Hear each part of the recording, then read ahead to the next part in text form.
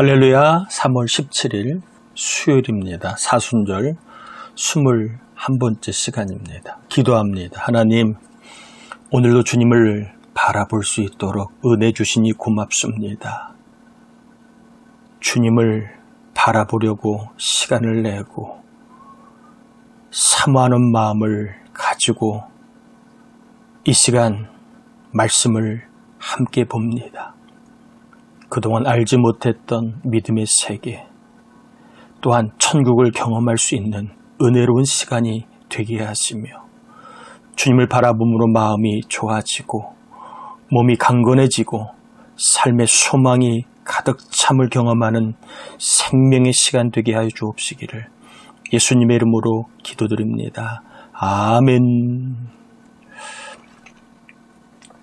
네, 오늘 본문은 마가복음 11장 1절에서 18절입니다.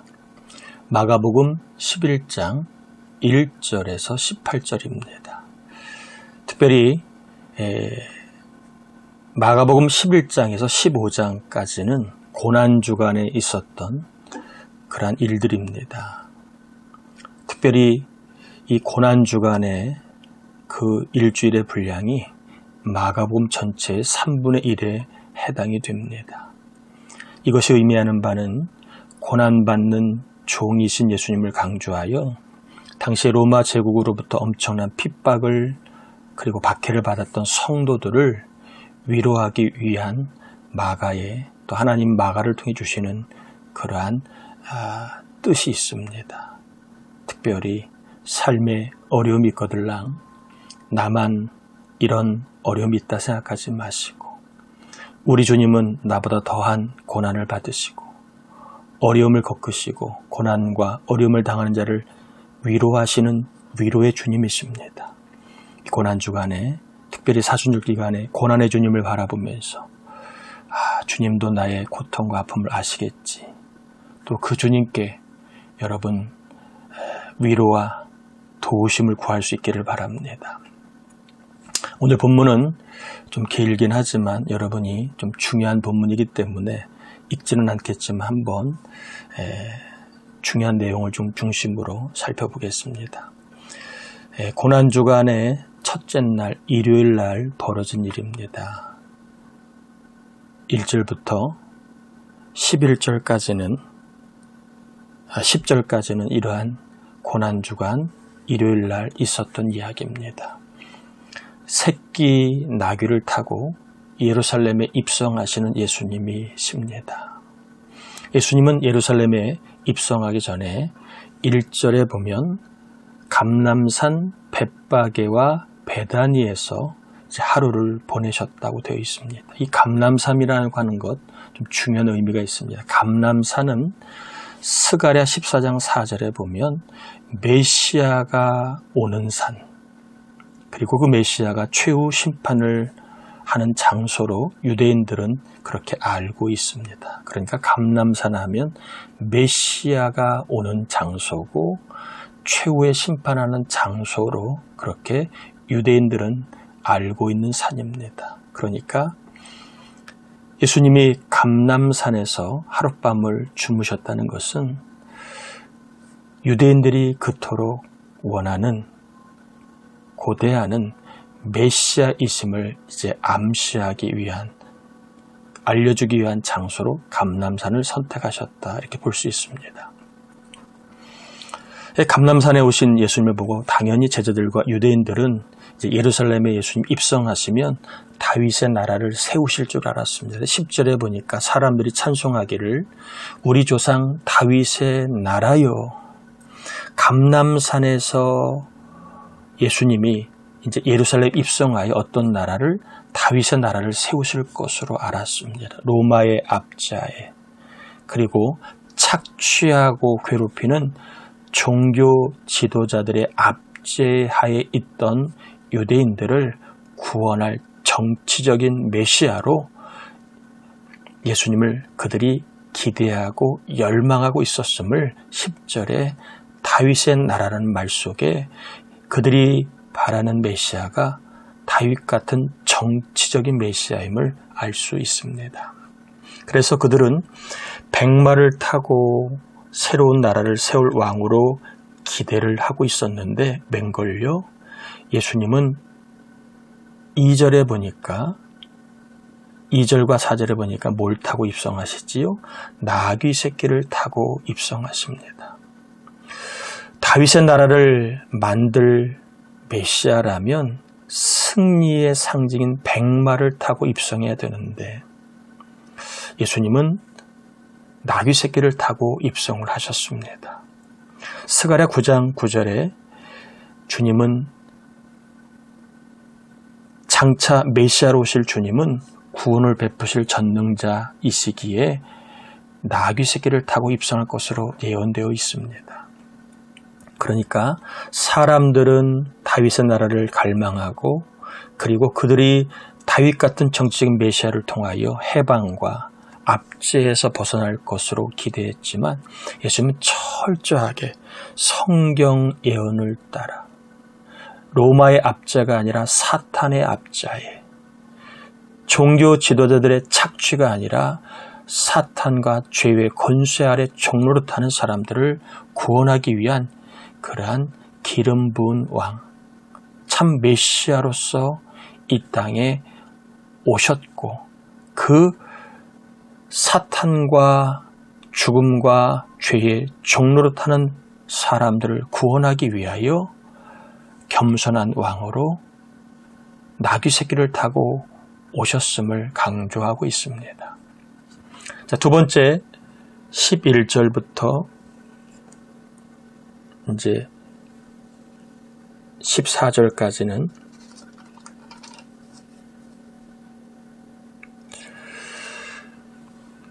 고난주가 둘째 날 월요일 날 있는 사건이 나와 있습니다. 15절부터 18절까지 두 가지 사건이 나와 있는데 무화과 나무가 저주받은 사건과 예루살렘 성전을 기도하는 집으로 만드시는 예수님이 소개되어 있습니다. 12절부터 14절까지는 조금 난해한 구절입니다. 그래서 우리 이 난해한 구절을 좀 이해하려면 무화과 나무에 대해서 조금 알 필요가 있습니다. 이스라엘의 무화과 나무는 어떤 특징이 있느냐?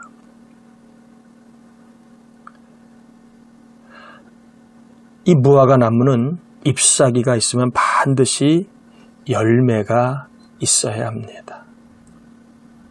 그래서 13절에 보면 주님이 무화과 나무를 보셨는데 잎사귀는 보였습니다. 그런데 열매가 보이지를 않았습니다. 그래서 이 열매가 없기에 14절에는 앞으로 영원토록 열매를 따먹지 못할 것이라고 저주를 하십니다. 무화과 나무는 열매가 두 가지 열매가 있습니다. 3, 4월에 맺히는 열매, 이 푸른 열매라고 하는데 파가라고 합니다.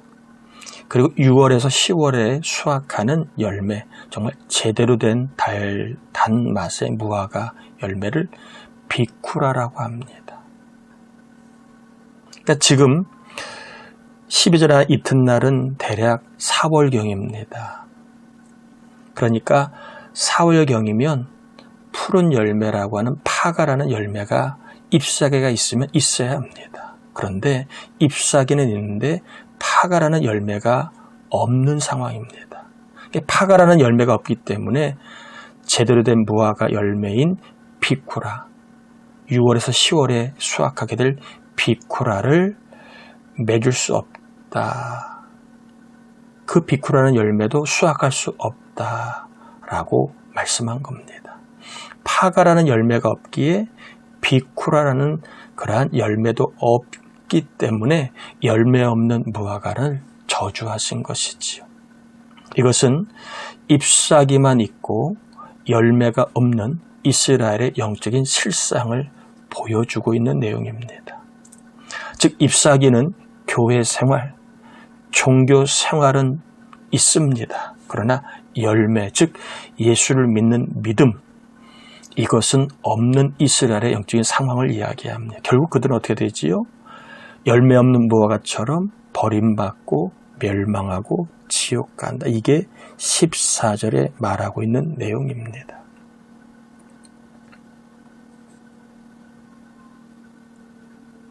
자, 15절부터 18절까지는 열매 없는 잎사귀만 있는 영적인 실상을 성전 생활을 예로 들어 예수님이 지적하시는 겁니다.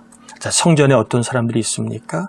15절에 보니까 매매하는 자들이 있습니다. 돈 바꾸는 자들이 있습니다. 비둘기 파는 자들이 있습니다. 또 16절에 보니까 성전 뜰을 지름길로 알고 물건을 나르는 사람들이 있었습니다. 그런데 안타깝게도 성전에 누가 없습니까? 17절에 보니까 기도하는 사람이 없었습니다. 참 믿음이 없으니까 성전을 하나님을 경배하고 예배하는 장소가 아니라 강도의 소굴로 만들어버리게 된 겁니다. 이 강도의 소굴은 이익 공동체 혹은 이익 집단으로 성전이 이제 전락해버린 걸 말합니다. 오늘 본문의 말씀을 좀 정리해보면 예수님이 예루살렘에 입성할 때 다윗의 나라가 아니라 하나님의 나라를 위하여 입성하신 것을 보게 됩니다. 하나님의 나라는 죄에서, 사탄에서, 지옥에서 건져주는 구원의 나라를 말합니다. 이 하나님의 나라는 잎사귀만 가지고는 안 된다는 거예요. 열매가 있어야 된다. 열매는 예수를 믿는 참된 믿음. 교회를 다니는 것만으로 안 됩니다. 아무리 어렸을 때부터 교회를 다녀도 참된 믿음의 믿음과 그리고 예수를 믿는 믿음이 없으면 미안하지만 멸망하고 지옥 갑니다. 또 교회에서 내가 목사, 장로, 권사 직분이 아무리 있어도 그 직분의 생활을 아무리 오래 해도 참된 믿음, 예수님을 믿는 참된 믿음이 없으면 멸망받고 지옥 갑니다. 그러기에 주님은 예루살렘 입성함으로 하나님의 나라를 세우셨습니다. 예수 그리스도를 믿는 믿음으로 하나님의 나라를 세우셨고 그리고 기도하는 사람들을 통해서 하나님의 나라가 세워지게 하셨습니다. 그래서 주님이 오늘 본문을 통해 고난주간 일요일과 월요일을 통해 강조하는 것은 예수를 믿는 믿음, 이것으로 하나님의 나라가 세워지고 기도로 하나님의 나라가 세워짐을 강조하기 위하여 이제 무화과 나무를 저주하시고 잎은 있지만 참 믿음이 없는 영적 이스라엘을 깨닫게 하시고 또한 참 믿음 없이 교회 생활, 성전을 출입하는 이들에게 기도하여 하나님의 나라를 경험하는 것이 이것이 마땅한 하나님의 나라를 세울 수 있는 방법임을 말씀해 주고 있습니다. 여러분 축복합니다. 하나님의 나라는 예수를 믿으면 세워집니다. 또한 기도하면 하나님의 나라가 세워집니다. 여러분 절대 포기하거나 두려워하거나 절망하거나 단념하거나 또한 두려워하지 않길 바랍니다. 예수를 믿으면 나로부터 하나님의 나라가 세워져서 내가 예수를 잘 믿을수록 우리의 가정 자녀들이 하나님의 나라를 하나님께서 맛보게 하실 겁니다. 또한 기도하세요. 내가 기도하면 하나님의 나라가 세워집니다. 성전, 하나님이 계신 곳 기도하면 하나님께서 하나님 나라를 세우십니다. 자녀를 하나님의 사람으로 세우시고 가정을 하나님의 가정으로 세우시고 일터를 하나님이 통치하시는 하나님의 역사하심의 일터로 세우십니다. 예수를 믿는 믿음 그리고 기도, 이것으로 하나님의 나라가 세워지고 또한 천국을 경험할 수 있기를 주님의 이름으로 축복합니다. 기도합니다. 하나님, 고난주간이 이제 일요일과 월요일을 보낸 예수님을 살펴보았는데 하나님의 나라는 사람이 세우는 나라가 아니라 예수를 믿을 때에 하나님이 세우시는 나라입니다. 죄인이 변하여 의인이 되고 지옥 가야 할 사람이 영생을 얻고 죽어 마땅할 사람이 복을 받는 것이 예수를 믿는 믿음으로 경험된 하나님의 나라입니다. 하나님, 예수를 믿는 믿음 나에게, 우리 가정 자녀에게 주시고 우리 교회 전도하는 이들에게 주셔서 하나님의 나라를 맛보게 해주시기 원합니다. 또한 기도함으로 말미암아 우리의 삶에 하나님의 나라가 경험되게 하여 주시옵소서. 기도함으로 하나님 나라를 경험하게 주옵소서. 오늘도 기도하는 우리 모두에게 하나님의 나라가 경험되게 하여 주실 줄 믿사옵고 성부와 성자와 성령의 이름으로 간절히 축복하며 기도 올리옵나이다. 아멘. 참된 믿음, 예수를 믿는 믿음, 그리고 그 믿음 갖고 기도하셔서 천국이 경험되고 하나님의 나라가 세워지기를 주님의 이름으로 다시 한번 축복합니다.